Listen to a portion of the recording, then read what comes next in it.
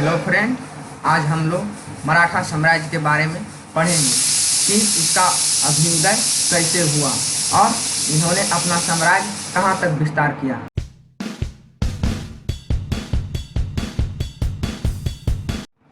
तो कोई भी साम्राज्य, चाहे वो मुगल साम्राज्य रहे या तो कोई जितने भी साम्राज्य हुए, वो तभी अपने आप को बढ़ाए जब केंद्रीय शक्तियाँ, जो उस समय मेन पावर है, वो अपने विघटन की ओर जब जाता है, तभी सामंती शासक अपने आप को उभारते हैं और सामने लाते हैं एक पावरफुल।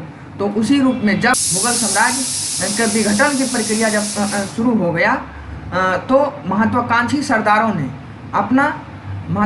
सरदार, देखिए, कोई भी सत्ता स्थापित करने के लिए व्यक्ति में एक महत्वाकांक्षा होना जरूरी होता है, तभी वो अपना नाम कमा पाते हैं। तो उसी प्रकार में कि बहुत सारे सरदार मुगल साम्राज्य के अधीन थे, लेकिन उनमें से जो महत्वाकांक्षी सरदार थे, उन्होंने जैसे ही विघटन की प्रक्रिया मुगल साम्राज्य का शुरू हुआ, वैसे ही अपने आप को स्वतंत्र करना शुरू कर दिया और अपने पावर को बढ़ाया। और जैसे ही वो पूरी तरह से विघटित हो गया, तो अपने आप को स्वतंत्र घोषित कर दिया। तो यहाँ पर लिखा है कि मुगल साम्राज्य के विघटन की प्रक्रिया के साथ ही महत्वाकांक्षी सरदारों ने अपना स्वतंत्र राज्य की स्थापना शुरू कर दिया था। तो जिनमें से प्रमुख थे मराठा राज्य, रुहेलखंड, कर्नाटक, हैदराबाद, अवध। आपने हैदराबाद का निजाम के बारे में सुना होगा, अवध के नवाब के बारे में भी सुना होगा। तो ठीक उसी प्रकार मराठा भी महाराष्ट्र के क्षेत्र में ये अपने आप को उभारा और अपने आप को शक्तिशाली बनाया। तो जितने भी ये रुहेलखंड, कर्नाटक, हैदराबाद या तो अवध जैसे प्रांत थे, उनमें से सबसे शक्तिशाली मराठा साम्राज्य साबित हुआ और ये सबसे पहले अपने आप को पावरफुल बनाया। और इन्होंने अपना साम्राज्य, कह सकते हैं कि अरब सागर, आपको मैप में दिखा रहे हैं कि अरब सागर से लेकर सतपुड़ा पर्वत तक इसका साम्राज्य फैल गया था और कह सकते हैं कि लाहौर के आसपास तक इसका क्षेत्र चला गया। देखिए यहाँ पर कि जैसे अरब सागर इधर पड़ता है अरब सागर, ठीक है, और यहाँ पर पड़ता है सतपुड़ा पड़ता है, विंध्याचल पड़ता है। तो यहाँ तक और यहाँ पर लाहौर के आसपास तक ये फैल गया था। तो इन्होंने आखिर किस तरह से अपने ये इस जर्नी को पूरा किया, उसके बारे में हम आज जानेंगे। और इसमें कौन कौन सा क्षेत्र शामिल था। तो इसका क्षेत्र विस्तार में यदि हम जाएंगे, तो इसका क्षेत्र देखिए यहाँ पर लिखा है कि अरब सागर से लेकर उत्तर में सतपुड़ा पर्वत तक फैला, जिसमें बम्बई, ठीक है, बम्बई, कोंकण, खानदेश, बरार, मध्य भारत के कुछ भाग, ठीक है, मध्य भारत के कुछ भाग और हैदराबाद का 1/3 भाग। तो ये सारा चीज़ है। तो आपको दिखा रहे हैं कि ये कोंकण प्रदेश किसको कहा जाता है। तो कोंकण के बारे में सिंपल जान सकते हैं कि ये जो काठियावाड़ का क्षेत्र है, काठियावाड़ से लेकर ये गोवा तक के क्षेत्र को कोंकण कहा, यहाँ से यहाँ तक के क्षेत्र को कोंकण कहा जाता है, ठीक है। ये तटवर्ती क्षेत्र होता है, ठीक है। इसको ही काठियावाड़ से लेकर गोवा तक के पश्चिमी घाट का जो तटवर्ती क्षेत्र है, उसको कोंकण कहा जाता है, ठीक है। तो ये हो गया क्षेत्र। उसके बाद अब देखेंगे कि यहाँ पर जो चर्चा किया गया है कि खानदेश, बरार, मध्य भारत के कुछ भाग और हैदराबाद। तो जिसे इसमें से सबसे जानना जरूरी है कि खानदेश, बरार, ये सभी कहाँ पर है। तो आपने पढ़ा होगा या तो पढ़ेंगे कि विजयनगर साम्राज्य था, तो उस समय देखिए इस तरह से था मैप भारत का, ठीक है।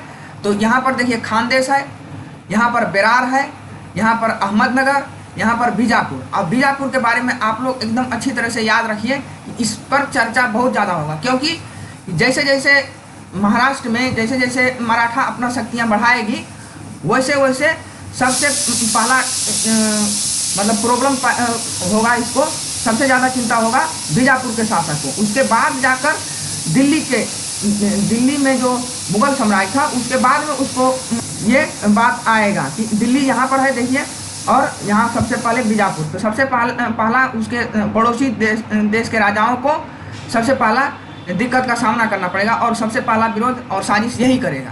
ठीक है, तो इसलिए आप मैप यहाँ पर देख लिए। तो अब आगे हम लोग बढ़ते हैं,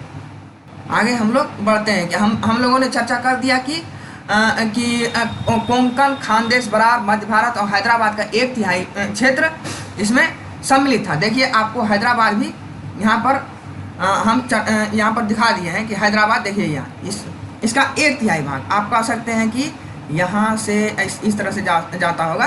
ठीक है, एक रफली डायग्राम है। ठीक, तो आपको समझाने के लिए यहाँ पर दिखाया गया है।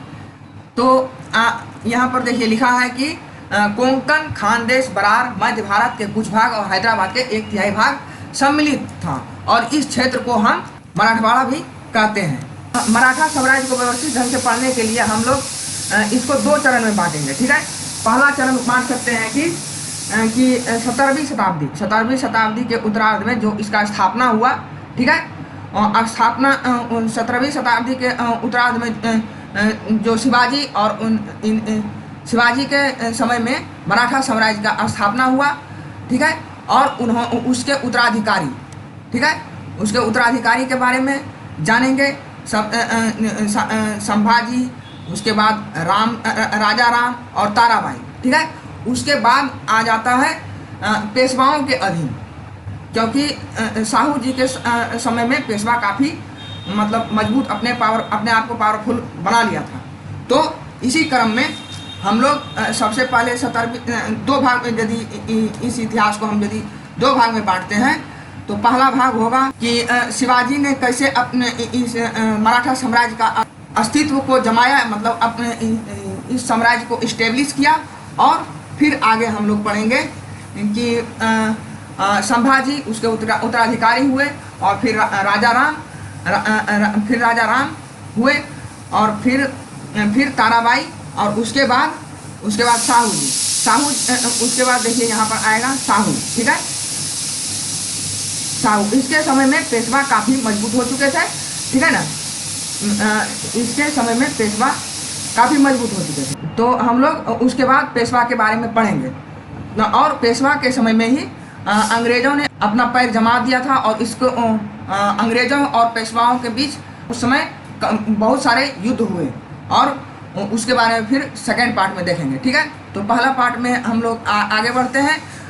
तो पहली बात में है कि हम लोग को पहले ये जानना जरूरी है कि क्या रीजन था। ठीक है, क्या कारण, क्या मतलब परिस्थितियाँ था, क्या फेवरेबल कंडीशन था कि मराठा साम्राज्य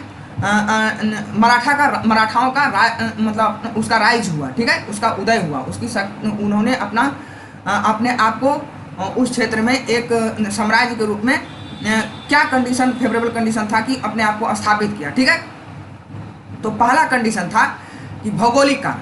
तो भौगोलिक कारण में हम लोग देख सकते हैं कि भौगोलिक, देखिए मराठा क्षेत्र जो हम लोग अभी चर्चा किए थे कि मराठा का जो साम्राज्य है वो अधिकतर शुरुआत हुआ था, कहते हैं कि दक्कन प्लेट्यू के आसपास। ठीक है, दक्कन प्लेट्यू, और प्लेट्यू बहुत ही पथरीली भूमि होता है, पथरीली भूमि, पठारी भूमि कह सकते हैं। यहाँ पर शुष्क वातावरण रहता है, पानी की कमी होता है। अभी भी आप देख सकते हैं कि मराठवाड़ा में पानी की कमी रहता है।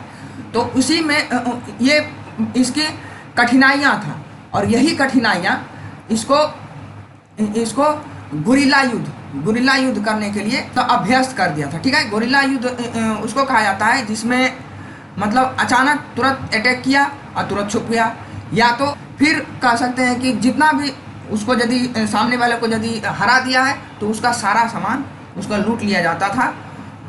तो इस तरह से ये गुरिल्ला युद्ध करने में मराठा काफ़ी अभ्यस्त थे। और इसके तुलना में जो इसके सामने में बड़ा शक्ति था मुगल साम्राज्य के खासकर औरंगजेब के काल में, तो वो यानी कह सकते हैं कि मुगल साम्राज्य के सैनिक थे वो मैदानी भाग में युद्ध करने के लिए अभ्यस्त थे, ठीक है।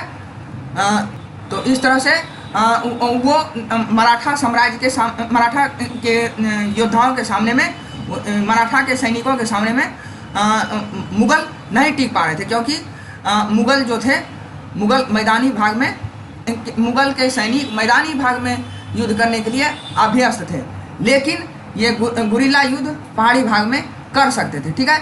इसलिए ये इसका पहला फेवरेबल कंडीशन हुआ कि मुगलों ने मराठाओं को राइज होने से नहीं रोक पाया, और बाद में ये इसको इग्नोर करने लगे। और दूसरी बात है कि प्राकृतिक कठिनाई इनके पास, आपको पहले ही बताए हैं कि यहाँ पानी की कमी होता था, क्लाइमेट मैदानी भाग की तुलना में हार्श होता था। इसलिए यहाँ पर एक हिस्टोरियन है यदुनाथ सरकार, उन्होंने इसी के संदर्भ, मराठाओं के संदर्भ में कमेंट किए हैं कि प्रकृति ने मराठाओं में आत्मविश्वास, साहस, सहिष्णुता, सादगी और स्पष्टवादिता, सबसे जरूरी ये चीज़ है, स्पष्टवादिता और सामाजिक एकता कूट कर भर दिया था, ठीक है। तो यहाँ सबसे जरूरी है कि आत्मविश्वास कैसे आया। तो आत्मविश्वास तभी आया जब आपको प्राकृतिक कठिनाइयाँ है और अपने दम पर उसको सॉल्व कर पा रहे हैं, ठीक है, अपने दम पर, ठीक। तो आप उसको आप में वो आत्मविश्वास जग जाएगा कि हम अपने दम पर ये कर सकते हैं। तो इसलिए इनमें आत्मविश्वास वहाँ से आया। और फिर साहस, सहिष्णुता, क्योंकि देखिए जब भी आपदा आती है तो सभी मनुष्य, जैसे मनुष्य पर कोई आपदा आया तो सभी एकजुट हो गए। हाल ही में जैसे कोरोना वायरस का जो पेंडेमिक आया, उसमें सभी भारतवासी एकजुट हो गए। उसी प्रकार से कोई भी, जब पहले और हार्श क्लाइमेट होता था, जैसे जिस समय मानव की उत्पत्ति हुआ था, तो उस समय मानव में उतना घृणा नहीं होता था, ठीक है, उतना झगड़ा नहीं होता था। क्योंकि कारण है कि सब एकजुट होकर उस चुनौतियों का सामना करेगा। इसलिए उसमें साहस, सहिष्णुता, मतलब एक दूसरे की बर्दाश्त करने की क्षमता, टॉलरेंस को कहा जाता है, सादगी आया, और स्पष्टवादिता, जो भी जैसे कंसेप्ट है जो डायरेक्ट काम करे उसी पर ये लोग काम करते थे, और सामाजिक एकता उन्होंने बना कर रखा। क्या और कारण क्या था कि प्राकृतिक कठिनाइयाँ, ठीक है, यही है भौगोलिक स्थिति ने, इन सारे भौगोलिक स्थिति ने मराठाओं को अपने आप को उभारने के लिए एक मतलब फेवरेबल कंडीशन दिया, ठीक है। और दूसरा कारण है धार्मिक आंदोलन। तो देखिए आप लोगों ने पढ़ा होगा कि धार्मिक आंदोलन 15वीं 16वीं शताब्दी में जो धार्मिक आंदोलन हुआ था, तो जो उत्तर भारत में आया था, तो वो दक्षिण भारत से ही आया था। शुरुआत में धार्मिक आंदोलन मध्यकालीन भारत में जो धार्मिक आंदोलन शुरू हुआ वो दक्षिण भारत से ही आया था। तो इसलिए आप ये तो कह सकते हैं कि जहाँ से शुरू हुआ तो वहाँ पर तो ये आंदोलन काफ़ी प्रभावी होगा। तो ये धार्मिक आंदोलन में सभी धर्म का जो मानव कल्याण की बातें था उस पर जोर दिया गया, ठीक है। नहीं होता है कंक्रीट आइडिया जो सामने आया कि मानव कल्याण, मानव का एक दूसरे से मेल जोल कैसे हो सकता है, उसी बात पर जोर दिया गया। और सभी को मतलब समान अधिकार, इस तरह से कह सकते हैं, धार्मिक आधार पर कोई भी घृणा नहीं फैलाना, इस तरह से बातें वहाँ पर कह सकते हैं सभी संतों द्वारा ये प्रमोट किया गया, ठीक है। तो उनमें से जैसे देखिए कर्मकांडों के विरुद्ध, जैसे जो भी कर्मकांड किया जाता है जिस तरह से, तो वो अंधविश्वास जिसका कोई लॉजिक नहीं है, उसके विरुद्ध में आवाज़ उठाया संतों ने। उन संतों, जाति पाति तोड़ने के लिए उपदेश दिया गया। तो इन संतों में सबसे प्रमुख थे तुकाराम, रामदास, बामन पंडित, एकनाथ, इनमें से विशेष रूप से उल्लेखनीय है। तो महाराष्ट्र के इन संतों ने मराठों के धर्म की रक्षा एवं समाज की एकता स्थापित करने की भावना को प्रेरित किया। और इन संतों के द्वारा जो धार्मिक भजन और उपदेश दिए जाते थे तो ना केवल शिक्षित मराठाओं पर इसका प्रभाव पड़ा, बल्कि अशिक्षित मराठा भी सिंपल लैंग्वेज में उसे समझा और उसकी भावनाओं पर गंभीरता से उसका प्रभाव पड़ा, ठीक है ना। इसलिए सारे मराठा एकजुट होने के लिए, सामाजिक रूप से एक सूत में बंधने के लिए प्रेरित हो गए, ठीक है। तो देखिए, मराठा साम्राज्य में मुख्य रूप से मराठा साम्राज्य का स्थापना शिवाजी ने ही किया था, ठीक है। लेकिन उसके पहले उनके पिताजी का भी काफ़ी बड़ा एक योगदान था, ठीक है। उनके पिता भी काफ़ी बड़े योद्धे थे। तो शिवाजी ने मुख्य रूप से मराठा साम्राज्य का स्थापना 1664 के आसपास में किए थे, ठीक है। तो लेकिन उससे पहले उसका बैकग्राउंड जानना जरूरी है, क्योंकि शिवाजी कौन थे, शिवाजी के पिता कौन थे। तो शिवाजी के पूर्वज जो है सिसोदिया वंश से ताल्लुक़ रखते थे, ठीक है। अब यहाँ पर एक सवाल आ जाता है कि सिसोदिया वंश, यहाँ पर यदि सवाल आएगा कि शिवाजी के पूर्वज, ठीक है, शिवाजी के पूर्वज किस वंश से संबंधित थे, शिवाजी के पूर्वज, ठीक है ना। तो आप लोग ऑप्शन में दिया रहेगा कि जैसे ए में रहेगा कुछ और, जैसे कह सकते हैं कि अति परमार वंश, ठीक है, या तो फिर सिसोदिया वंश, बी में सिसोदिया वंश, इस तरह से आप, तो यदि ऑप्शन रहेगा तो ये आपको मारना है। तो इसी तरह से जितना भी बातें यहाँ पर लिखा गया है, ठीक है, वो ऑब्जेक्टिव एग्ज़ाम के लिए काफ़ी इम्पोर्टेंट है। जैसे कह सकते हैं आप बीपीएससी से संबंधित, या तो कोई भी स्टेट पीसीएस या तो एसएससी लेवल का कोई भी एग्ज़ाम में वो काफ़ी इम्पोर्टेंट है। यहाँ पर के बातें लिख रहा है, एक एक पॉइंट जो है। तो शिवाजी के पूर्वज किस वंश से संबंधित थे, तो सिसोदिया वंश से, ठीक है। आगे हम लोग जानेंगे कि 1605 ईस्वी में शिवाजी के जो पिताजी थे उसका नाम शाहजी भोसले थे। तो 1605 ईस्वी में शाहजी भोसले का विवाह किससे हुआ, तो जीजाबाई से, ठीक है। तो शिवाजी के माता का नाम क्या था, तो जीजाबाई, ठीक है। वो जीजाबाई लखूजी जाधव के पुत्री थे, ठीक है ना, लखूजी जाधव के पुत्री थे, ठीक है। तो कह सकते हैं जाधव वंश से संबंधित है कौन, तो शिवाजी के माता, ठीक है ना। तो 1605 ईस्वी में शाहजी भोसले का जीजाबाई से शादी हुआ और उन्हीं से शिवाजी जन्मे, ठीक है। तो शुरुआत में जब 1605 ईस्वी में शादी भोसले का विवाह जीजाबाई से हुआ, उसके कुछ दिन बाद 1920 में वह शाहजी भोसले जहांगीर के सेवा में चले गए, ठीक है। और उसके बाद कुछ दिन के बाद वहाँ से लौट आए, ठीक है। और 1632 ईस्वी में अहमदनगर आ गए, ठीक है ना। तो अहमदनगर देखिए यहाँ पर है, अहमदनगर आ गए, ठीक है। तो अहमदनगर जैसे ही आए तो उसके वहाँ के जो शासक थे उसकी मृत्यु हो गया था, ठीक है, उसकी हत्या कर दिया गया था, ठीक है ना। तो लेकिन उसके जो युवराज होता ये मुर्तजा प्रथम वहाँ के शासक थे, कहाँ के, अहमदनगर के, ठीक है। अहमदनगर कहाँ पर है, आपको मैप में पहले भी दिखा दिया, ठीक है। यहाँ पर देखिए, फिर से दिखा देते हैं कि अहमदनगर देखिए यहाँ पर है ना, यहाँ पर है ना। तो ये है अहमदनगर। यहाँ पर वो आए थे सेवा देने के लिए, पहले गए जहांगीर के पास, उसके बाद अहमदनगर आए, ठीक है। अहमदनगर आने के बाद यहाँ का शासक जो था मुर्तजा प्रथम, ठीक है, मुर्तजा प्रथम जो था, ठीक है, यहाँ का शासक, उसकी हत्या कर दिया गया। अब कौन बनता, तो मुर्तजा द्वितीय बनता, ठीक है ना, मुर्तजा द्वितीय, ठीक है, मुर्तजा 2 बनता। तो लेकिन ये अभी उतना वयस्क नहीं थे, तो इसको अपने संरक्षण में कौन ले लिया, तो शाहजी भोसले, जो शिवाजी के पिताजी थे, ठीक है। शाहजी भोसले ने अपने संरक्षण में ले लिया, ठीक है। तो अब और वहाँ की राजधानी शाहगढ़ बनाया, ठीक है ना। तो जिस समय शाहजी भोसले अहमदनगर गए थे, तो उस समय जो मुर्तजा प्रथम की हत्या हो गई थी। यदि सवाल यहाँ से ये आएगा कि मुर्तजा द्वितीय के समय में अहमदनगर की राजधानी कहाँ था?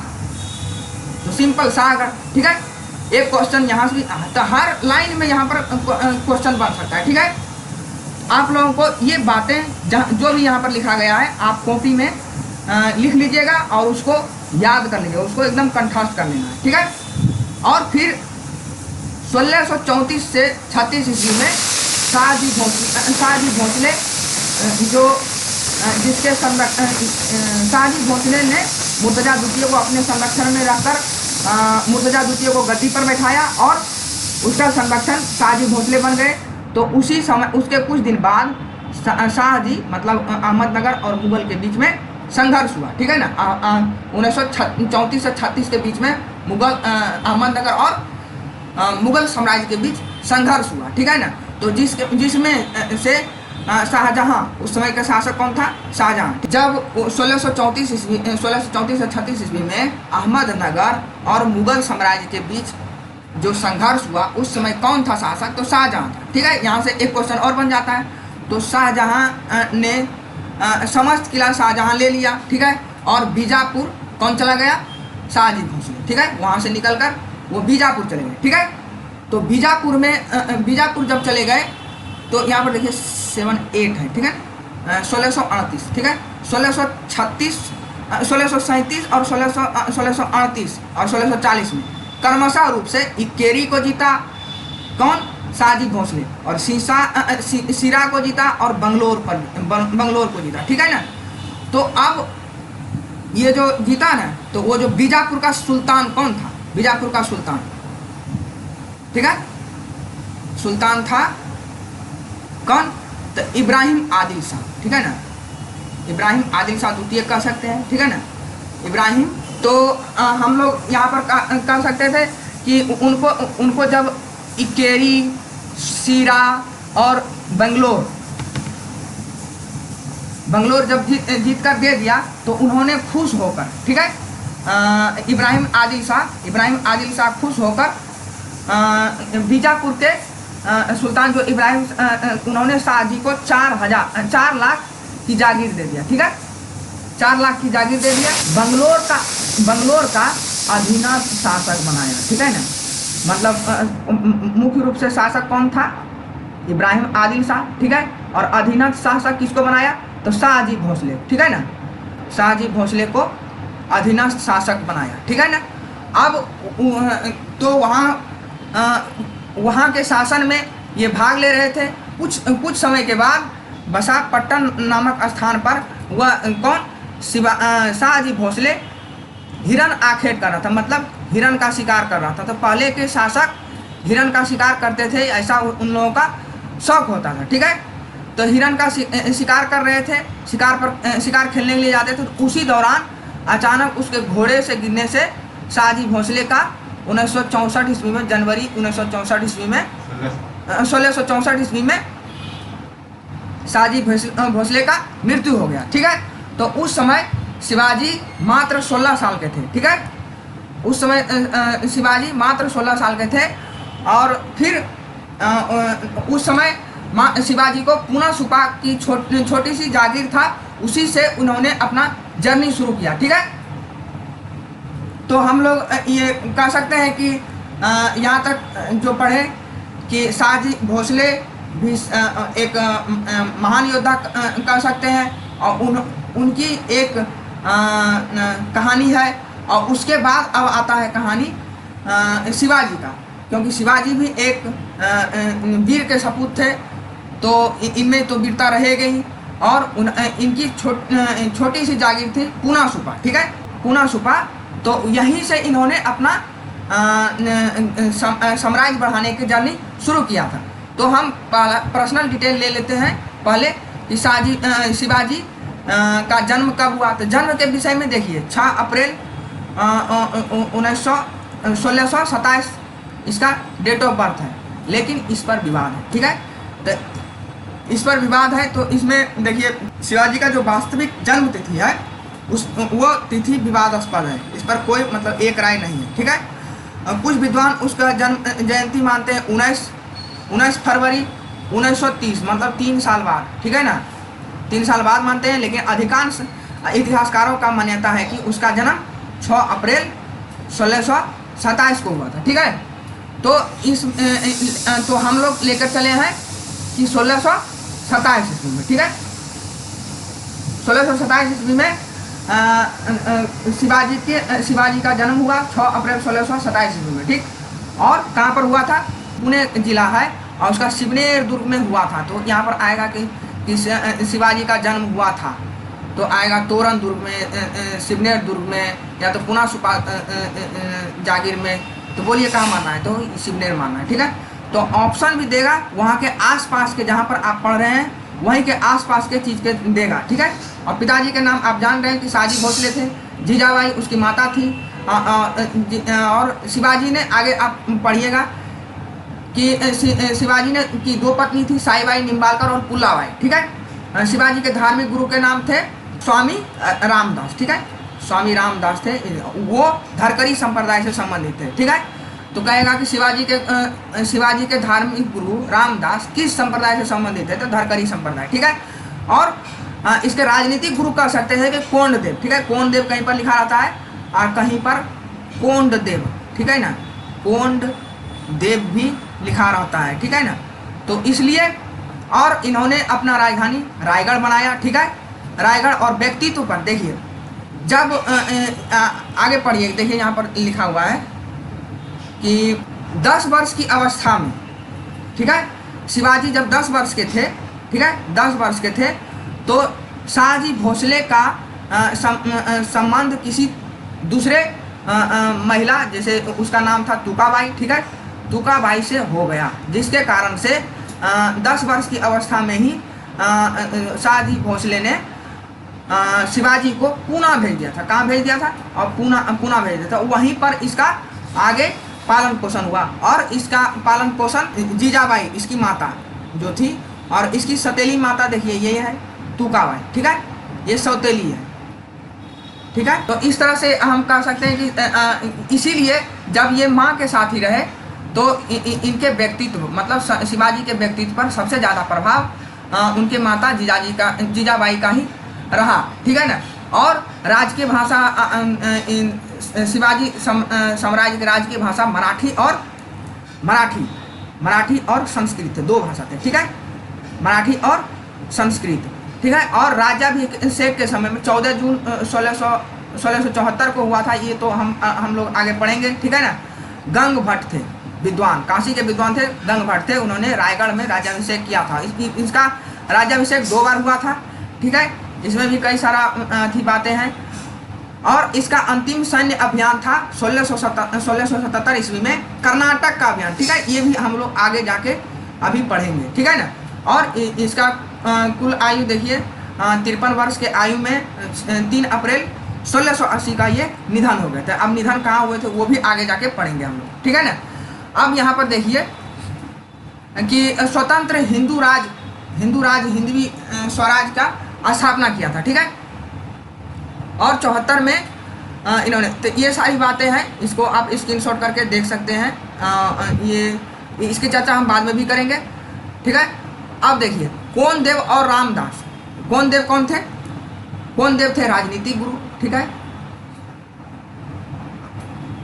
राजनीतिक गुरु। ठीक है ना, और ये कौन थे? रामदास थे धार्मिक। ठीक है ना, धार्मिक गुरु थे। ठीक है, धार्मिक गुरु थे।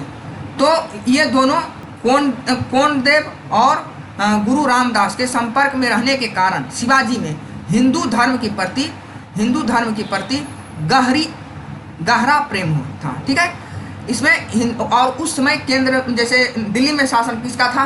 तो मुगल में औरंगजेब। ठीक है ना, औरंगजेब कट्टर मुस्लिम था। ठीक है, औरंगजेब मतलब पीर अली उसको कहा जाता था। ठीक है, औरंगजेब। ठीक है, औरंगजेब ये कट्टर मुस्लिम थे। ठीक है, तो उसी के विरोध में, ठीक है ना, हिंदू के प्रति इसकी गहरा प्रेम उत्पन्न हो गया था। किसके संपर्क में आने के? कोंडदेव और गुरु रामदास। ठीक है, कोंडदेव या कोंडदेव कह सकते हैं, और गुरु रामदास के संपर्क में रहने के कारण शिवाजी में हिंदू धर्म के प्रति गहरा प्रेम उत्पन्न हो गया था। ठीक है, तो इसलिए अपने आप को हिंदू, शुरू में भी पढ़े थे, धार्मिक आंदोलन का मराठाओं पर काफ़ी प्रभाव था, ठीक है। तो इसलिए उन्होंने सामाजिक एकता और धार्मिक रक्षा, धर्म की रक्षा के लिए एकजुट हुए थे। तो शिवाजी के प्रारंभिक विजय कौन कौन सा था, ठीक है। तो शिवाजी के प्रारंभिक विजय में हम देखते हैं कि 1600, देखिए कहीं पर चर्चा किया गया है, कोई कोई बताएंगे 1643, ठीक है, वो बात सरासरी गलत है। एनसीईआरटी में लिखा है कि 1645 से लेकर 1647 के बीच में इन्होंने तोरण की किला, रामगढ़ की किला और बहुत सारा किला, सिंहगढ़ की किला, ये जीता था 1645 से 1647 के बीच में। तो इसका सबसे ऑथेंटिसिटी देखिए एनसीईआरटी से भी मिलता है, और देखिए वही बात है, और जो 43 बोलेगा वो सरासरी गलत है, ठीक है। तो 1643 ईस्वी में तोरण का किला जीता सबसे पहले ये तोरण का किला जीता, ठीक है। तो यहाँ पर सवाल आएगा कि सबसे पहले शिवाजी ने किस किला को जीता था, सब तो इसमें आंसर मारिएगा सीधा सीधी कि तोरण का किला जीता था, ठीक है। और इसके तुरंत बाद मरुमगढ़, उसी को राजगढ़ किला कहा जाता है, मरुमगढ़ कह सकते हैं या राजगढ़ की किला कह सकते हैं, उसको जीता। शिवाजी के द्वारा जीता गया प्रथम दुर्ग, ठीक है, प्रथम दुर्ग जो है, दुर्ग कौन था, कोंडाना, ठीक है, जिसको 1647 ईस्वी में उन्होंने विजित किया था, ठीक है। और इसी को नाम चेंज करके सिंहगढ़ रखा था। तो यहाँ पर सवाल आएगा कि सर्वप्रथम कौन सा दुर्ग जीता था, तो सिंहगढ़ यदि ऑप्शन में रहेगा तो मारिएगा। ऐसे इसका नाम कोंडाना था जिसमें जीता, और उसका नाम चेंज करके उन्होंने सिंहगढ़ रखा, ठीक है। अब 1654 ईस्वी में पुरंदर के किला को फतह किया था, ठीक है। पुरंदर के किला ये जीता था, ठीक है। अब पुरंदर की संधि अलग है, ठीक है। ये संधि 1665 में हुआ था, वो अभी बाद में पढ़ेंगे, हम लोग आगे पढ़ेंगे, ठीक है ना। लेकिन पुरंदर का किला जीता है, ये अभी भी हिस्टोरिकल साइट है पुरंदर का किला। तो पुरंदर का किला शिवाजी ने 1600 ईस्वी में जीता था, ठीक है। अब 1656 में सबसे महत्वपूर्ण, देखिए मराठा साम्राज्य का स्थापना यहीं से होता है, ठीक है ना, ठीक है। 11 के एनसीईआरटी में पढ़िएगा तो यहाँ पर लिखा है, ठीक है, यहाँ पर ये बात लिखा है कि मराठा साम्राज्य का स्थापना मुख्य रूप से हम इसी समय से मान सकते हैं, ठीक है। जब जावली को जब ये जीत लिया तो इसका मतलब पूरा मार्ग खुल गया कि दक्षिण पश्चिम में विस्तार करने के लिए। अब दक्षिण पश्चिम में था कौन, तो देखिए मराठा साम्राज्य का दक्षिण पश्चिम में, देखिए यहाँ पर मैप है, देखिए दक्षिण पश्चिम में सीधे आ जाता है बीजापुर, ठीक है। बीजापुर देखिए यहाँ पर है ना, बीजापुर, तो बीजापुर से इसका संघर्ष शुरू हो जाएगा, ठीक है। और यहीं के शासक जो थे वो भयभूत होगा, ठीक है। आगे बढ़ते हैं तो देखिए कहाँ पर थे, हाँ जावली। 1656 ईस्वी में जावली पर आक्रमण कर वहाँ का दुर्ग को जीत लिया, ठीक है, दुर्ग को जीत लिया। और वहाँ का सरदार कौन था, चंद्रराव मोरे को इन्होंने कुछ लोगों को मतलब कुछ पैसा देकर तैयार किए और इसका हत्या करवा दिया, ठीक है, लोगों द्वारा हत्या करवाया, ठीक है। चंद्रराव मोरे उस समय सरदार कौन था, जिस समय जावली के दुर्ग पर आक्रमण किया था, तो उस समय वहाँ का बार था चंद्रराव मोरे, ठीक है, ये याद रखना। और इसी विजय के बाद मराठा राज्य के दक्षिण पश्चिम में विस्तार के लिए द्वार खुल गया, ठीक है। तो दक्षिण पश्चिम में विस्तार के लिए द्वार खुल गया, ठीक है। अब ये जीतेगा कोंकण को, ठीक है।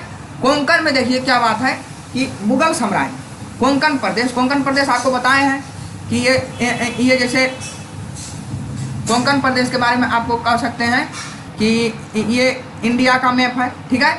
अब ये जो उत्तरी जैसे काठियावाड़ से गोवा तक का भाग है, इसी को कहा जाता है कि कोंकण प्रदेश, ठीक है ना, इंडिया, ठीक है। यहाँ पर श्रीलंका मान लीजिए, ये है इंडिया, ठीक है। तो यही क्षेत्र है तटवर्ती क्षेत्र कोंकण प्रदेश। तो इस कोंकण प्रदेश को, ठीक है, मराठा सरदार शिवाजी ने कब जीता, तो 1657 ईस्वी में। और 1657 ईस्वी में एक और हिस्टोरिकल काम हो रहा था, मुगल जो औरंगजेब था उत्तराधिकारी के युद्ध में व्यस्त था, ठीक है ना। उत्तराधिकारी के युद्ध में मुगल व्यस्त था, उसी का फायदा उठाकर शिवाजी ने कोंकण प्रदेश के कल्याण, भिवंडी और माहुल तीन किले को तुरंत जीत लिया। ठीक है, अब देखिए इसमें से ये जो कल्याण है और भिवंडी है, शिवाजी ने नौसेना का अड्डा बनाया। ठीक है, तो ये इसके लिए बहुत महत्वपूर्ण हो गया था मराठा साम्राज्य के लिए। और देखिए आगे भी आप पढ़िएगा, या तो अभी बता देते हैं कि यहाँ पर लिखा है, देखिए यहाँ पर भारतीय नौसेना का जनक भी मराठाओं को कहा जाता है और शिवाजी को कहा जाता है। ठीक है, तो हम लोग यहाँ पर देख सकते हैं कि कोंकण, कल्याण और भिवंडी को नौसेना का अड्डा बनाया। ठीक है, अब देखिए उसके बाद जब यहाँ तक जीत लिए तब बीजापुर के शासक को मतलब ये टेंशन ज़्यादा उसको डर सताने लगा। ठीक है, तो उन्होंने शिवाजी के इन सारे विजय यात्रा को देखते हुए बीजापुर के सुल्तान जो थे वो भयभीत हो गए। ठीक है, इस बात का चिंता जगने लगा कि इसका पावर, शिवाजी का पावर बार बार राइज ही कर रहा है। ठीक है, तो इसको इसकी हत्या करने का प्लान किया गया, या तो इसको गिरफ्तार करने का प्लान किया गया। ठीक है, तो देखिए इसके लिए उन्होंने अफजल खां, बीजापुर के सुल्तान ने अफजल खां को किससे संधि करने के लिए भेजा, किसके पास, यहाँ पर कह सकते हैं कि अफजल खां को भेजा गया, किसके द्वारा, बीजापुर के शासक के द्वारा। ठीक है, तो अफजल खां ने कृष्णजी भास्कर नामक एक दूत था, कृष्णजी भास्कर। ठीक है, ये कौन था, ये दूत था। ठीक है, कृष्णजी भास्कर नामक दूत के हाथ में संधि प्रस्ताव भेजा था। ठीक है, कि मैं तुमको जैसे बीजापुर के सरकार जो है उससे काफ़ी सम्मान दिवाऊंगा, इस तरह से यदि तुम उस बातचीत से हटना चाहते हो तो हट भी सकता था। ठीक है, इसी तरह से सम्मान और सेना सामग्री देने का लालच देकर कृष्णजी भास्कर जो दूत था उसको भेजा, किसने, अफजल खान ने। ठीक है, तो अब प्रतापगढ़ पर संधि के बातचीत के लिए प्रतापगढ़ दुर्ग से, और उस समय शिवाजी प्रतापगढ़ दुर्ग में था। ठीक है ना, अब वहां से हटकर 1.6 किलोमीटर दक्षिण में पार नामक एक गांव है। ठीक है ना, पार नामक एक गांव है, वहीं पर बातचीत करने के लिए अफजल खां और एक साइड से बीजापुर के शासक की तरफ से आया था अफजल खां और ये शिवाजी वहां पर मिलने गए। ठीक है, तो देखिए मान लिया जाए इस स्केच को बनाए हैं। ठीक है, तो मान लीजिए ये शिवाजी है। ठीक है ना, ये शिवाजी है और ये मान लीजिए अफजल खां। ठीक है, अफजल खान, और इनमें से तो दो अंगरक्षक दोनों लेके आए थे। ठीक है, तो उनमें से एक जो था, एक अंगरक्षक था जो अफजल खान की तरफ से आया था, वो बहुत प्रसिद्ध तलवारबाज था। ठीक है ना, कौन था, तलवारबाज। ठीक है, तो इसका नाम था सैयद बंदा। ठीक है ना, याद रखना है कि सैयद बांदा। ठीक है, इसका नाम था एक का। ठीक है, 2 अंगरक्षक लेके आए थे, उनमें से एक का नाम सैयद बंदा जो प्रसिद्ध तलवारबाज था। ठीक है, और शिवाजी के तरफ से भी 2 अंगरक्षक आए थे। ठीक है, तो उनमें से एक था जीव महल। ठीक है, जीव महल। ठीक है, और दूसरा था शंभूजी काबजी। ठीक है, शिवाजी एक मंझे हुए शासक थे और ये अपनी चतुराई के कारण ही इतना बड़ा साम्राज्य को स्थापित कर पाया। और क्योंकि देखिए हर साम्राज्य का जब शुरुआती उत्थान होना शुरू होता है तो उस समय उसको दबाने के लिए आसपास के शासक जरूर आते हैं। ठीक है, तो इन्होंने वो सारे माहौल को देख लिया था और उसके लिए अपनी एक सेना की छोटी सी टुकड़ी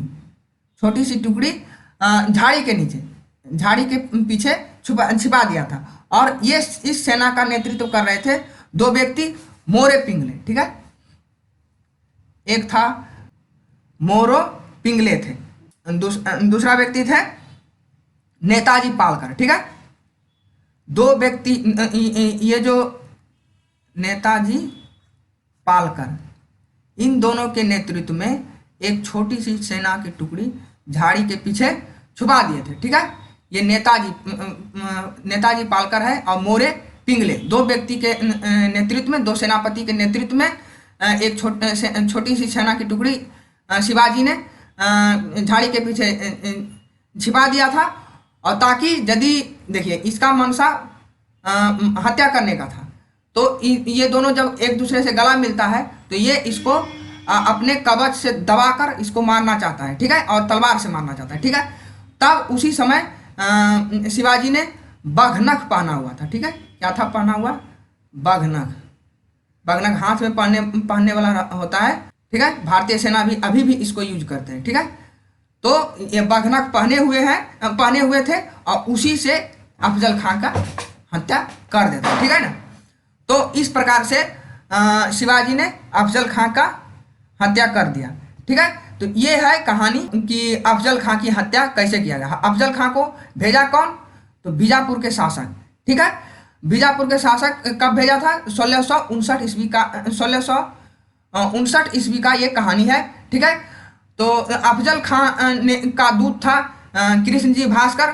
कृष्णजी भास्कर के द्वारा भेजा। बीजापुर के जो सरकार है वो आपको बहुत सारा सैनिक सामग्री देगा और सम्मान भी देगा उसके लिए, दरबार में प्रस्तुत होने के लिए या तो संधि करने के लिए। ठीक है, तो और उसी संधि करने के लिए वो प्रतापगढ़ दुर्ग, उस समय शिवाजी प्रतापगढ़ दुर्ग में थे और उससे 1.6 किलोमीटर दक्षिण में पार नामक गांव था, वहीं पर एक दूसरे से मिले और वहीं पर ये सारा घटना हुआ। ठीक है ना, अब इस तरह से उन्होंने बीजापुर के शासक को मतलब एक तरह के कह सकते हैं कि एक हार दे दिया, एक मतलब इस तरह से मतलब अपने राजनीतिक और सैनिक कूटनीति में उन्होंने उसको परास्त किया। ठीक है, और उसके बाद आता है बात औरंगजेब का। ठीक है, तो औरंगजेब का मामा थे शाइस्ता खां और ये सारा घटना मुगल शासक देख रहे थे, तो अब उसने शाइस्ता खां को भेजा। ठीक है, शाइस्ता खां कौन थे? औरंगजेब के मामा। ठीक है, औरंगजेब के पास एक विशाल सेना थी और उन्होंने शाइस्ता खां को उस नेतृत्व के लिए भेजा। तो मुगल शासक डिफिनिट है कि वहाँ पर मजबूत साबित होगा और उन्होंने लगातार, शाइस्ता खां ने लगातार पूना, चाकन, कल्याण और संपूर्ण उत्तरी कोंकण आपको बताए हैं कि काठियावाड़ कोंकण क्षेत्र वही तटवर्ती क्षेत्र कहा जाता है, पश्चिमी घाट के उत्तरी तटवर्ती क्षेत्र। ठीक है, तो कोंकण का उत्तरी भाग मतलब गुजरात के आसपास, गुजरात और महाराष्ट्र, मध्य प्रदेश के आसपास का जो भी इलाका है उसको जीत लिया। ठीक है, संपूर्ण उत्तरी कोंकण के दुर्ग पर कब्जा कर लिया और उसी बीच वर्षा ऋतु आ जाता है। ठीक है, तो वर्षा ऋतु आने के कारण शाइस्ता खां को पूना में ठहरना पड़ा। ठीक है, तो पूना में वो ठहरे हुए थे। तो उसी समय शिवाजी ने एक कूटनीति खेला और अपने 400 सैनिकों के साथ बाराती के भेष में पूना के आसपास से निकाला और जहां पर शाइस्ता खां ठहरे हुए थे। ठीक है, शाइस्ता खां ठहरे हुए थे उसी के आसपास से निकाला और अचानक उस पर हमला कर दिया। तो उस दौरान शाइस्ता खां का अंगूठा कट गया, लेकिन वह खिड़की के रास्ते से वो भाग निकला। लेकिन उसका पुत्र फतेह खां, उसका पुत्र शाइस्ता खां के पुत्र का नाम क्या था? तो फतेह खां। ठीक है ना, अब्दुल फतेह खां और अन्य सैनिक उसी समय मारा गया। और इस हार से, ठीक है, इस अचानक आक्रमण से जो शिवाजी ने किया था, तो मुगलों की प्रतिष्ठा पर बहुत बड़ा धक्का पड़ा। ठीक है, तो उसके बाद क्या किया कि शाइस्ता खां को मजबूरन औरंगजेब ने बंगाल भेज दिया। ठीक है, और मुअज्जम को बनाया वहाँ का दक्षिण भारत का सूबेदार नियुक्त किया। ठीक है, शाइस्ता खां को उसके बाद बंगाल का सूबेदार बनाया और मुअज्जम जो आगे चलकर बहादुर शाह प्रथम बनेगा उसको दक्षिण भारत का सूबेदार बनाया। ठीक है, तो ये हो गया शाइस्ता खां से संघर्ष। अब उसके बाद उसके रिटेलिएशन में शिवाजी ने सूरत में वैसे भी धन इकट्ठा करना होता है किसी भी साम्राज्य को चलाने के लिए, तो यहाँ पर जीतने के बाद वो शिवाजी सूरत पर आक्रमण करते हैं और ये 1664 ईस्वी में किया। 8 जनवरी 1664 ईस्वी में सूरत पर पहली बार लूट किया, ठीक है। और उस समय सूरत का गवर्नर था जो मुगल साम्राज्य के द्वारा नियुक्त था, उसका नाम था इनायत खां। यदि सवाल यहाँ से रहेगा कि इस समय सूरत की प्रथम लूट के समय सूरत का गवर्नर कौन था, तो इनायत खां था, ठीक है। तो उस समय 8 जनवरी 1664 ईस्वी को जब शिवाजी ने सूरत का प्रथम लूट किया तो उस समय कौन था गवर्नर वहाँ का, तो इनायत खां, ठीक है। तो उस समय जो वो लूट मचाया, उस लूट के दौरान शिवाजी को लगभग 1 करोड़ से अधिक रुपया मिला, ठीक है ना।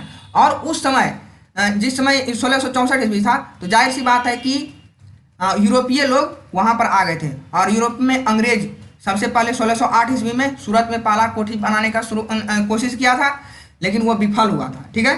फिर बाद में बनाया, ठीक है। तो इसका मतलब ये कह सकते हैं कि यूरोपीय लोग यहाँ पर मौजूद थे, ठीक है ना। तो यूरोपीय लोग को ये इन्होंने यूरोपीय लोगों में से खासकर डच और अंग्रेज यहाँ सूरत में उपस्थित थे, लेकिन शिवाजी ने ना ही डच वासियों को कोई हानि पहुंचाया और ना ही अंग्रेज वासियों को, ठीक है, अंग्रेज के व्यापारियों को, ठीक है। तो इस तरह से वहां से केवल मुगल शासकों को लूटा, ठीक है, केवल मुगल शासक को लूटा। और इस समय अंग्रेज कोठी का अध्यक्ष था जॉर्ज ऑक्सडाइन, ठीक है। तो यदि ये सवाल आएगा कि जिस समय शिवाजी ने सूरत का प्रथम लूट किया उस समय सूरत में अंग्रेज कोठी का अध्यक्ष कौन था, तो यहाँ पर आंसर होगा कि जॉर्ज ऑक्सडाइन, ठीक है।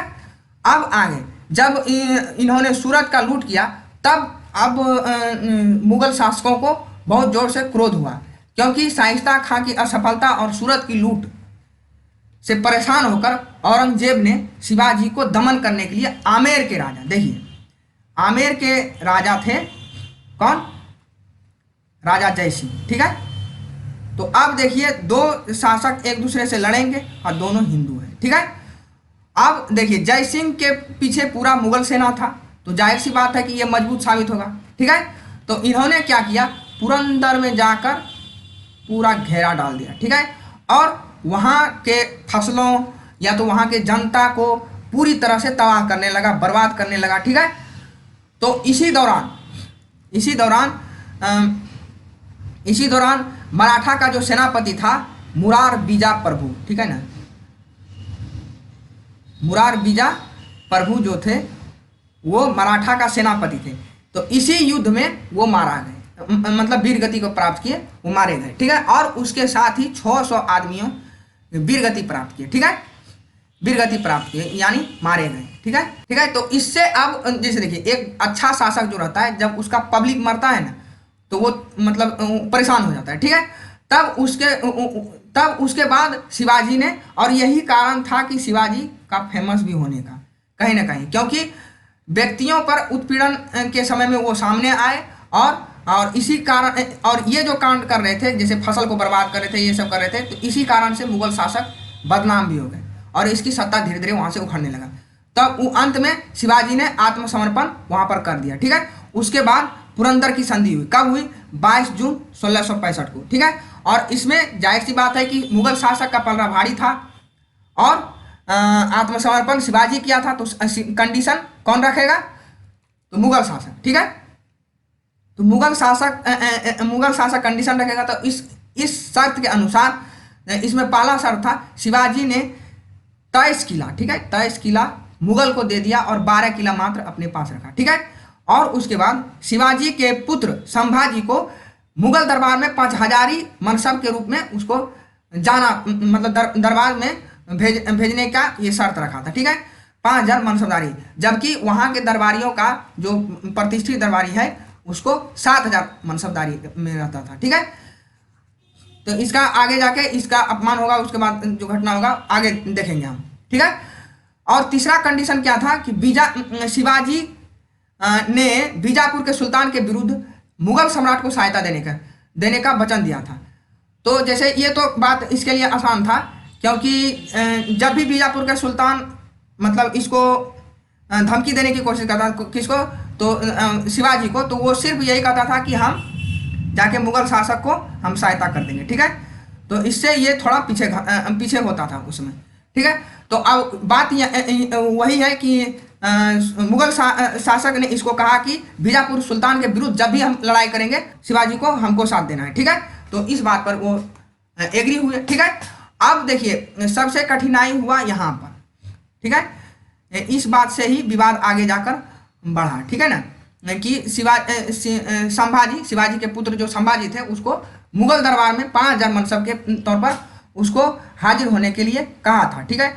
तो शिवाजी और उसके पुत्र संभाजी राम सिंह के निवास स्थान, जैसे मुगल दरबार में शिवाजी और उसके पुत्र संभाजी मुगल दरबार में उपस्थित हुए, लेकिन वहाँ पर 5000 मनसब में और उसके 5000 मनसब इसको कहा गया और इसके साथ कुछ मतलब दुर्व्यवहार किया गया, ठीक है।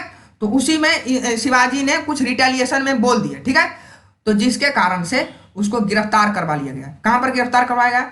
राम सिंह के निवास स्थान, ठीक है। उसका नाम था जयपुर महल, ठीक है। और वो ये जयपुर महल कहाँ है? आगरा में, ठीक है। तो कहाँ पर गिरफ्तार किया गया शिवाजी और उसके पुत्र संभाजी को? तो आगरा में बंदी बना लिया गया, ठीक है। अब देखिए वहां पर जब बंदी बना लिया गया तो फिर कुछ दिन के बाद शिवाजी ने एक बहाना बनाया कि हमको रोग हो गया है और उस रोग का इलाज यदि हम टोकरी में मिठाई को बांटेंगे गरीबों के बीच, और वो भी मेरे हाथ से स्पर्श किया हुआ। तो लेकिन इस बात को माना और उसको ये इजाज़त दिया गया, ठीक है। तो इजाज़त देने के क्रम में धीरे धीरे वहाँ के जो कर्मचारी थे या तो सेना थे, वो धीरे धीरे लापरवाह हो गए, क्योंकि उन्होंने उसको लगा कि ये तो रेगुलर का काम है। और उसी दौरान शिवाजी के हमशक्ल भाई अपने भाई को, हिराजी फरजंदों को अपने बिस्तर पर लिटा दिया और शिवाजी और संभाजी एक एक करके मिठाई की टोकरी में बैठकर वहाँ से भाग निकले, ठीक है। तो 18 अगस्त 1666 को शिवाजी मुगल के कैद से निकल गए, ठीक है। और सबसे पहले वो मथुरा पहुंचे, ठीक है। अब जब सवाल पूछेगा कि मुगलों के कैद से भागने के बाद शिवाजी सबसे पहले कहाँ पहुंचे, तो मथुरा पहुंचे। किस भेष में? तो साधु के भेष में, ठीक है ना। साधु के भेष में पहुंचे थे, ठीक है ना। अब 12 सितंबर 1666 को वो रायगढ़ पहुंच गए। मतलब राजधानी भी था, मराठा का राजधानी कहाँ था? तो रायगढ़। शिवाजी का राजधानी कहाँ था? तो रायगढ़, ठीक है। तो रायगढ़ पहुंच गए। उसके बाद उसके 2 साल बाद उन्होंने मुअज्जम शिवाजी के बीच गजब की संधि किया, ठीक है। और उसके बाद जिसमें बहुत सारा कंडीशन था, तो उस कंडीशन से औरंगजेब खुश हुए, ठीक है। औरंगजेब ने इस प्रस्ताव को मानकर, ठीक है, शिवाजी को राजा की उपाधि दिया, ठीक है। तो अब कहेगा कि शिवाजी को राजा की उपाधि किस मुगल शासक ने दिया? तो औरंगजेब दिया, ठीक है। ये कितना विरोधाभास है। यदि ऑप्शन मारते समय ये बात आप नहीं मानने का मन करेगा, लेकिन यदि जान जाइएगा तब ये बात सही है कि औरंगजेब ने शिवाजी को राजा की उपाधि दिया, ठीक है। और इसके साथ ही शिवाजी को बीजापुर और गोलकुंड में चौथ वसूलने। चौथ क्या है? चौथ और सरदेशमुखी टैक्स है। और इसके बारे में आगे हम मराठा प्रशासन में या तो शिवाजी के प्रशासन में हम लोग पढ़ेंगे, ठीक है। तो ये चौथ वसूलने का अधिकार मिल गया और संभाजी को बरार में एक मनसब दिया गया, ठीक है, बरार में, ठीक। कहाँ पर दिया गया? संभाजी को। कहाँ? संभाजी कौन है? शिवाजी के पुत्र हैं। तो संभाजी को बरार में एक मनसब दिया गया और जागीर भी प्रदान किया, ठीक है। इतना चीज होने के बाद भी लेकिन दोनों के बीच जो संबंध था ज़्यादा दिन टिक नहीं पाया। किसके बीच? मुगल और शिवाजी के बीच में जो मित्र मतलब कह सकते हैं कि एक शांतिपूर्वक संबंध बना, वो ज़्यादा दिन टिक नहीं पाया। और कुछ दिन के बाद क्योंकि देखिए मुगल अपने वादा से हटे थे कहीं ना कहीं, क्योंकि जब ये शिवाजी उनके दरबार गए थे तो उन्होंने गिरफ्तार कर लिया, ठीक है। तो इस रूप में शिवाजी ये मानने लगे थे कि उन्होंने पुरंदर की संधि को तोड़ दिया, ठीक है। तो अब पुरंदर की संधि को नहीं मानना है। तो इसी रूप में शिवाजी ने तानाजी के नेतृत्व में अर्धरात्रि को सिंहगढ़ पर आक्रमण किया और तानाजी जो उसके सेनापति कह सकते हैं, तानाजी ने अपने प्राण को बलिदान देकर सिंहगढ़ पर मराठों का कब्जा फिर से स्थापित कर दिया, ठीक है। मराठों का अधिकार स्थापित कर दिया। और 8 मार्च 1670 को नीलोपंत मुजुमदार के नेतृत्व में मराठों ने पुरंदर का, देखो पुरंदर का दुर्ग पर फिर से जो 1617 में अधिकार किया, वो किसके नेतृत्व में किया था? नीलोपंत मुजुमदार। ठीक है, यहाँ तक ठीक है। तो मुगल से फिर से संघर्ष शुरू हो गया। ठीक है, अब उसके बाद फिर से दूसरी बार सूरत का लूट किया। और ये कब किया? तो 13 अक्टूबर 1670 ईस्वी में। इस लूट में शिवाजी को 66 लाख रुपये का माल प्राप्त हुआ। ठीक है, और सूरत से लौटते हुए मार्ग में शिवाजी ने मुगल सेना का जो दाऊद खां और इखलाक खां नेतृत्व कर रहे थे, बुरी तरह से पराजित किया। मतलब सूरत से जब लूट कर वापस आ रहे थे शिवाजी, और उसी दौरान मिल गए मुगल सेना जिसका नेतृत्व कर रहे थे दाऊद खां और इखलाक खां। ठीक है, तो उसको बुरी तरह से पराजित किया। और इस युद्ध का स्थल कंचन मंचन दर्रा था। ठीक है, इस युद्ध का स्थल कहाँ था? कंचन मंचन दर्रा। ठीक है, कंचन मंचन दर्रा। इस युद्ध को क्या कहा जाता है? बानी डिंडोरी का युद्ध भी कहा जाता है। तो बानी डिंडोरी का युद्ध कब हुआ था? तो 1670 ईस्वी में हुआ था, जब सूरत को लूटकर वापस आ रहे थे शिवाजी। ठीक है, दूसरी बार लूटकर वापस आ रहे थे। ठीक है, अब 1671 ईस्वी में सेल्हर पर मराठों का 1671 आते आते सेल्हर पर मराठों का आधिपत्य स्थापित हो गया। और उसके बाद फिर से तीसरी बार लूट 1672 में किया। सूरत एक समृद्ध शहर था, जिसको लूटने से शिवाजी को काफी मतलब आर्थिक सपोर्ट मिलता था। ठीक है, तो 1672 में सूरत के तीसरी बार लूट किया और 3 बार लूट। और इस प्रकार और 1673 में शिवाजी ने पन्हाला दुर्ग, ठीक है, पन्हाला दुर्ग पर अधिकार कर लिया। पन्हाला दुर्ग पर कब अधिकार किया? 1673 में अधिकार कर लिया। और एक जल सेना द्वारा बदनूर के नरेश को अपना अधीनता स्वीकार करने के लिए बाध्य किया गया। इस प्रकार 4 वर्ष की मात्र अवधि में, ठीक है ना, 4 वर्ष की मात्र अवधि में अपनी खोई हुई शक्तियां शिवाजी ने पुनः वापस कर लिया और एक विशाल साम्राज्य फिर से अर्जित कर लिया। ठीक है ना। तो अब यहाँ जब फिर से अर्जित कर लिया तो 1674 6 जून 1674 में शिवाजी ने मतलब एक कह सकते हैं ऑफिशियल रूप से, अधिकृत रूप से अपना राज्याभिषेक करवाया। ठीक है, तो 6 जून 1674 ईस्वी में शिवाजी ने काशी के विद्वान भट्ट द्वारा अपना राज्याभिषेक करवाया। ठीक है, और 17 जून उसके मात्र 11 दिन बाद शिवाजी की माता की मृत्यु हो गया। ठीक है, जीजाबाई का मृत्यु हो गया, जिसके कारण से फिर से उसका राज्याभिषेक दूसरी बार करवाना पड़ा। कब किया? तो 24 सितंबर 1674 को। ठीक है, तांत्रिक विधि, किस विधि से? तो तांत्रिक विधि से करवाया गया। और इसमें काशी का कौन सा था पंडित कर सकते हैं? तो ये निश्चलपुरी गोस्वामी नामक प्रसिद्ध तांत्रिक के द्वारा संपन्न करवाया गया। ठीक है, तो इतिहास में शिवाजी का 2 बार राज्याभिषेक होता है। ठीक है, तो राज्याभिषेक के बाद विजय यात्रा, राज्याभिषेक के बाद के जो विजय यात्रा है उसकी चर्चा हम लोग नेक्स्ट वीडियो में करेंगे। ठीक है, अभी तक इतना पहले अच्छी तरह से समझ लीजिए, यदि नहीं समझ में आता फिर से देखिए इसको। ठीक है, और आगे जो भी मतलब सवाल है उसको आप कमेंट बॉक्स में लिख सकते हैं। और आगे राज्याभिषेक के बाद विजय यात्रा और उसके बाद जो भी होगा वो हम नेक्स्ट वीडियो में चर्चा करेंगे। थैंक यू, धन्यवाद।